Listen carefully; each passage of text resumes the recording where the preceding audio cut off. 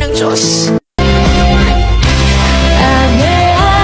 Lalo pag napapagod, wala kang masabihan.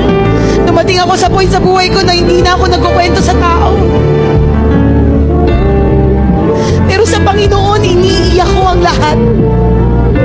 At sinasabi sa Panginoon, Lord, kilala mo po ako at alam mong laman ng puso ko. Hindi ko kailangan mag-explain.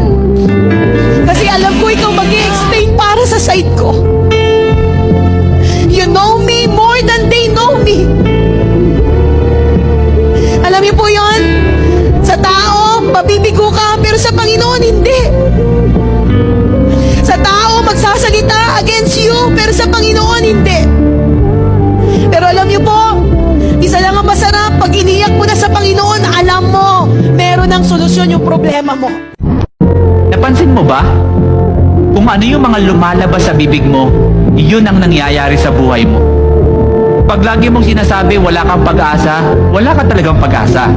Pag sinasabi mo na wala kang pera, wala ka talagang pera. Pag lagi mong sinasabi na hindi ka nagagaling, hindi ka na talaga gagaling.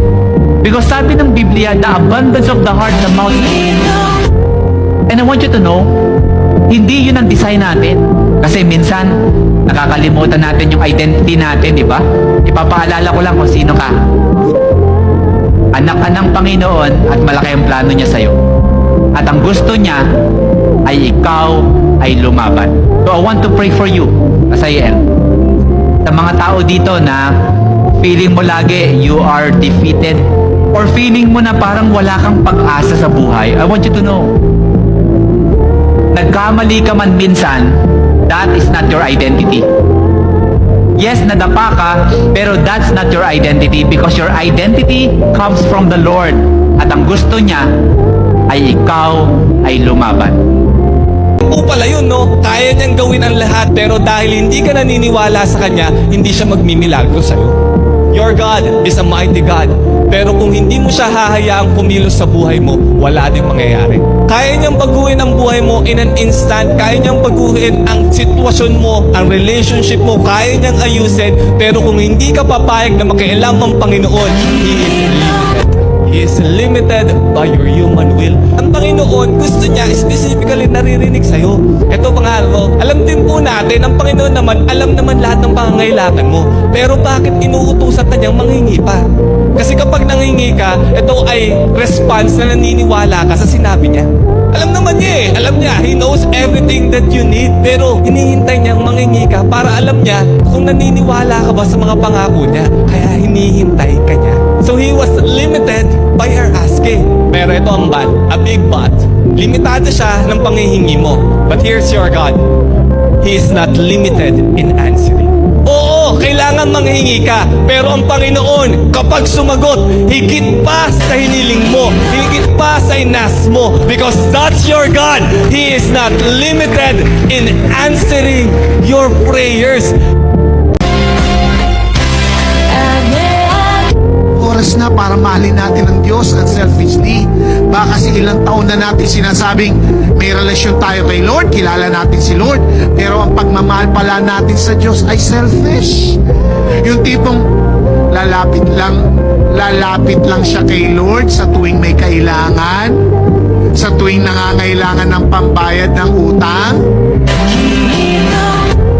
Lalapit lang kay Lord tuwing wala siyang trabaho. Pero pag may trabaho naman na, limot niya na si Lord.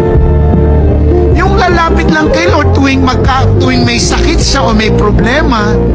Pero pag masaya na siya, pinagaling na, wala nang panganib, balik na naman sa dating buhay. Lalapit lang kay Lord pag single na at piling mahuhuli na sa biyahe. Lord, bigyan mo naman ako ng lifetime partner. Pero kapag may jowa na, wala na kay Lord. Yung bang tipong pag nakuha mo na ang kailangan mo kay Lord, goodbye Lord na. Woo! Selfish naman. Kapatid, itigil na natin yung ganitong klase ng pagmamahal sa Diyos. Hindi deserve ni Lord ang ganitong klase ng love. Ano bang deserve niya? Yung love mo sa Kanya hindi selfish. Deserve ni Lord na lumapit ka sa Kanya, may kailangan ka man o wala. Deserve ni Lord yung klase ng love na may pagsubok ka mang pinagdadaanan, still hindi ka bibitaw sa Kanya. Deserve niya yung love mo na hindi mo siya pagpapalit sa kahit sino o kahit anumang i-offer ng mundo. Yung tipong i-bless ka man o hindi ni Lord, still minamahal mo siya at faithful ka pa rin sa Kanya kahit hindi niya sinagot. Maybe ang iyong mga panalangin hindi ka nagtatampo. Why? Because you love God unselfishly. May sakit ka man o wala, still kinakausap mo pa rin siya. Pwede ba ngayong taon na ito, ano man ang mangyari sa buhay mo, huwag mawala o mabawasan ang love mo sa Kanya. At mas lalo pa itong lumago at mas lalo pang tumibay dahil unselfish din. Tandaan mo, ang love ng Diyos na nararanasan mo. Listen, kung meron man tayong pinakaunang mamahalin, yun ay ang Diyos na siyang source mismo ng love. Kasi ang tao kasi, ang pangarap ng tao gustong umaman, kumita ng pera, mag-ipon ng pera, maraming pera, para masaya sila dahil may magasto sila, may masinso buhay na.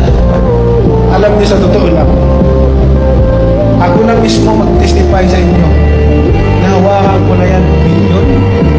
Nahawakan ko na bilyon. Nahawakan ko na yung kasikatan, lahat. Maniwala kayo sa akin. Hindi yan ang kaligayahan, hindi yan ang tunay kaligayahan sa isang tao. Ang tunay na kaligayahan, ang kasiyahan, ang iyong relationship sa Panginoon. Yung mapipil mo na ikaw ay malapit sa Panginoon. Pag tinawag mo siya, Lord, you will answer right away. Ang sarap madama na ang Panginoon nandiyan palagi, nagagabay sa atin. Love is a person. It is not just a feeling or an emotion. Love is a person. And that person is here. That person is here. God is here. And God is telling you, my child, my daughter, my son, I love you. And I will take care of you.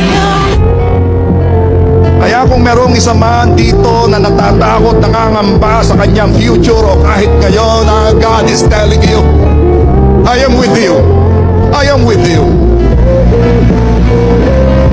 Kung meron man dito na napakatindi ng iyong suliranin, ng iyong problema, ang sabi ng Diyos, anak, pakikialaman kita. I will intervene. Panghihimasukan ko ang sitwasyong iyan. Don't you worry, I am there. I will never leave you. Kakampi kita. We are a team. And if somebody here in the hall, or even in your house, na nagsasabi, oh, wala nang pag-asa. Dumating ka sa puntos na gustong-gusto ng Diyos ipakita ang kanyang kaluwalhatian. That is the point where God will show Himself powerful in your life because He is love and He loves you. He is love and He loves you. And loves is yun the action.